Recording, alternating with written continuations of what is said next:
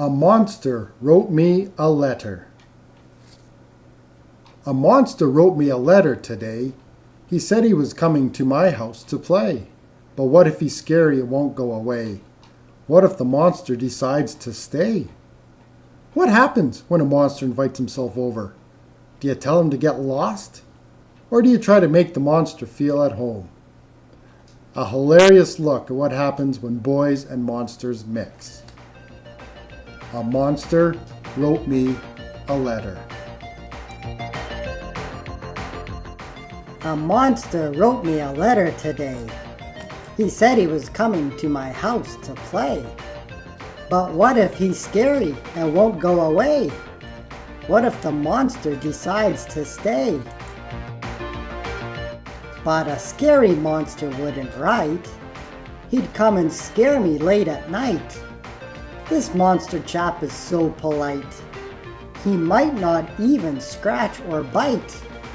I wonder if he's green or blue, and if his teeth are poking through. There's only one thing left to do. I'll have to write a letter too. Our little boy wrote me a letter today. He thinks that I'm going to his house to play. There's been a mistake, but what can I say?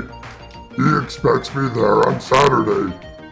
The letter that he must have read was meant for monster cousin Fred, who lives there underneath the bed.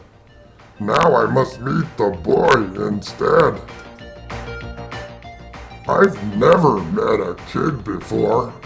I must remember not to roar or hide behind his bathroom door.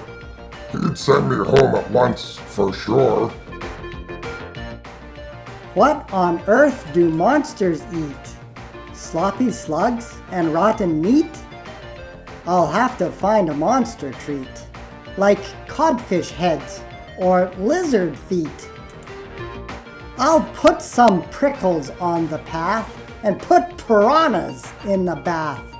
I hope my voice is deep enough to grunt and groan instead of laugh.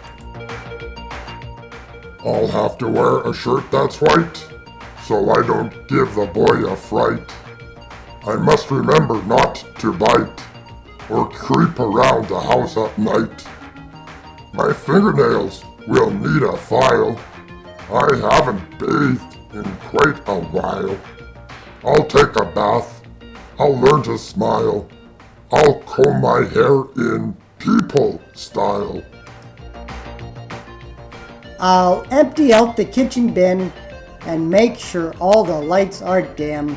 I'll take the bowl the fish are in and fill it up with toads for him.